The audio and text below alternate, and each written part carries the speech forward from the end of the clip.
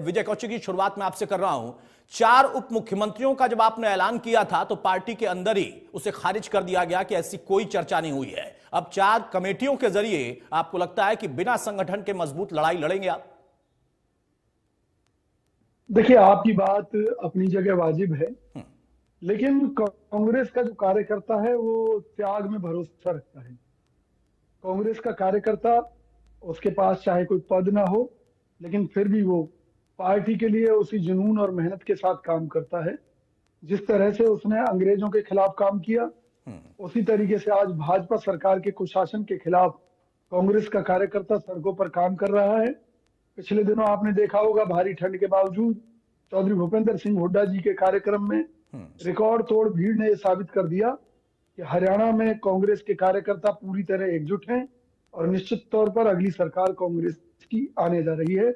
जहां तक भाजपा के लोग एक ही मुद्दा उठाते हैं कि भाई कांग्रेस में फूट है, हरियाणा कांग्रेस में फूट है, तो मैं उन लोगों को जवाब देना चाहता हूं कि उन्हें सबसे पहले अपनी गिरेबान में झांकना चाहिए।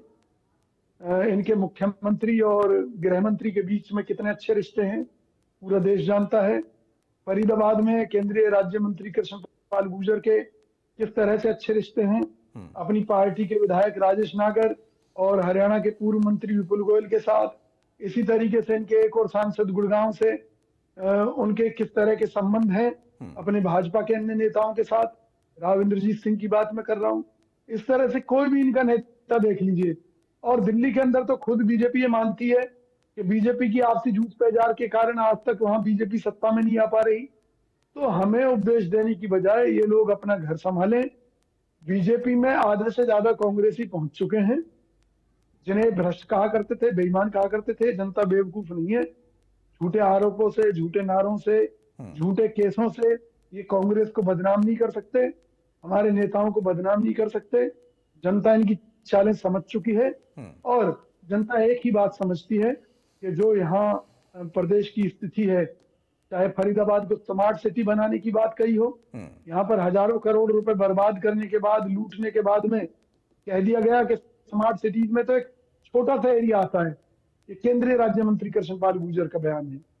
इसी तरीके से चाहे गुड़गांव रोड पर कूड़े के पहाड़ खड़े करने की बात हो, नगर निगम में हजारों करोड़ के घोटालों की बात हो, प्रदेश के अंदर जो आपको याद होगा कि किस तरह से प्रॉपर्टी आईडी के नाम पर प्रदेश की जनता को लूटा गया है, किस तरह से ठगी हुई है जनता के पैसे के साथ हर कदम पर, तो सरकार बच नहीं सकती है। इसको अपने कुकर्मों का जवाब जनता की अदालत में देना पड़ेगा। नहीं, बिल्कुल, जनता की अदालत में तो कुकर्मों का जवाब देना ही पड़ता है। मैं आपके कई उदाहरण से सहमत हूं। नहीं है, उनके बड़े नेता, शीर्ष नेता जो संदेश देते हैं, आपस में कितनी भी टूट हो, सब एक सुर में मानते हैं। 2014 से पहले भाजपा कई गुटों में बटी हुई थी।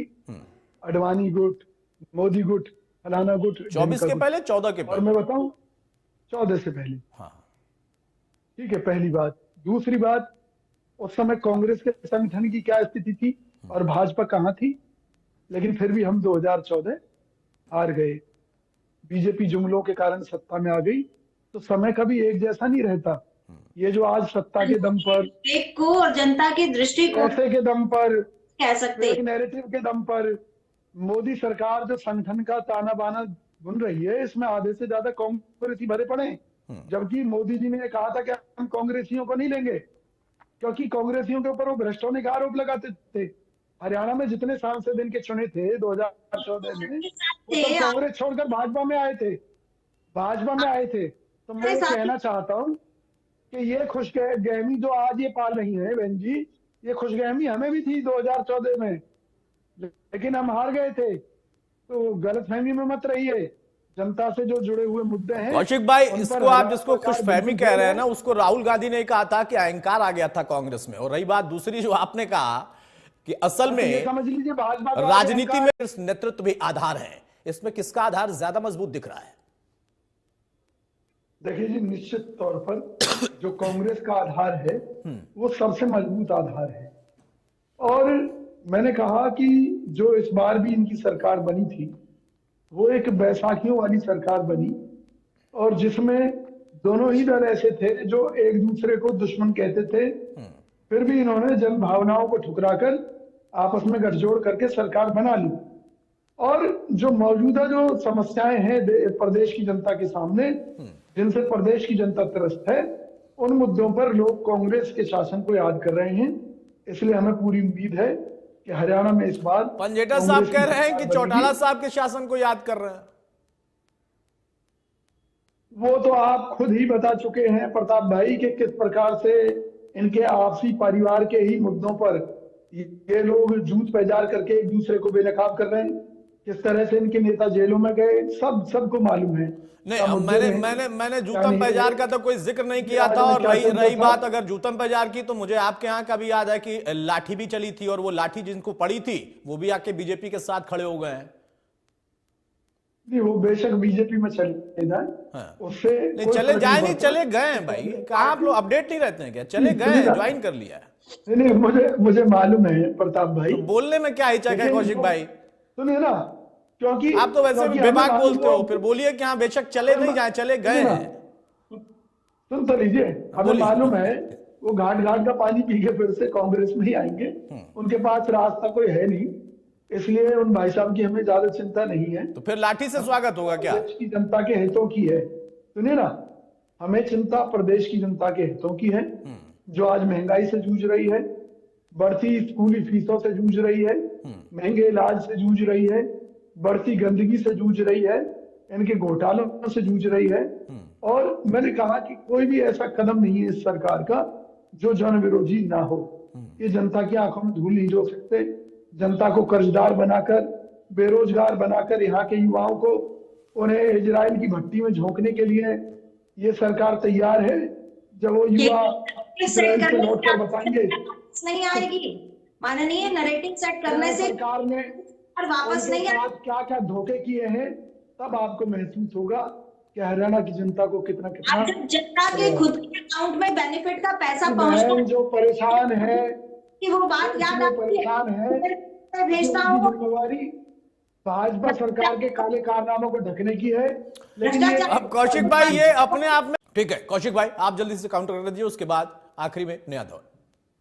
भाई आपका आधार क्या है? ये कहना चाहता हूँ, हमारा आधार बड़ा स्पष्ट है। चौधरी भूपेंद्र सिंह हुड्डा जी के नेतृत्व में हरियाणा के अंदर जो कांग्रेस पार्टी ने काम करके दिखाया, वो निश्चित तौर पर, चाहे वो मेट्रो लाने की बात हो, चाहे पुलों की बात हो, चाहे सड़कों की बात हो, चाहे रोजगार काम धंधे उपलब्ध कराने की बात हो, चाहे डेवलपमेंट की बात हो, हरियाणा को नंबर 1 बनाने का श्रेय कांग्रेस पार्टी को मिला। और भाजपा ने क्या किया? भाजपा ने सारे कामों को उल्टा करने का प्रयास किया। आज फरीदाबाद से आप गुड़गांव रोड पर चले जाइए तो टोल दीजिए, तोहना की तरफ चले जाइए तो टोल दीजिए, इधर पलवल की तरफ चले जाइए तो टोल दीजिए, इधर दिल्ली में एंट्री कीजिए तब टोल दीजिए। इस सरकार ने हरियाणा की जनता को एक लूट का ऐसा बाजार बना दिया है, जहां लूट केवल भाजपा रही है और भुगतान जनता को करना पड़ रहा है। चाहे वो केंद्र सरकार के निर्णय हो, एक तरफ भाजपा कुछ प्रदेशों में जाकर बोलती है कि 400 का सिलेंडर देंगे, तो भैया हरियाणा की जनता ने क्या अन्याय किया। एक तरफ दिल्ली में कहती है कि भाई हम हाउस टैक्स माफ कर देंगे, जो 20 साल से लोग नहीं भर पाए, आने वाले समय में हाउस टैक्स नहीं लगेगा। तो भैया फिर हरियाणा की जनता ने क्या अन्याय कर दिया। तो ये लोग हरियाणा की जनता को कर्जदार भी बना रहे हैं, हरियाणा की जनता को लूट भी रहे हैं, बेरोजगारी की दलदल में भी धकेल रहे हैं। ठीक है, मैं समझ गया। हुड्डा साहब के नेतृत्व में आपके पास बहुत सारे आधार हैं।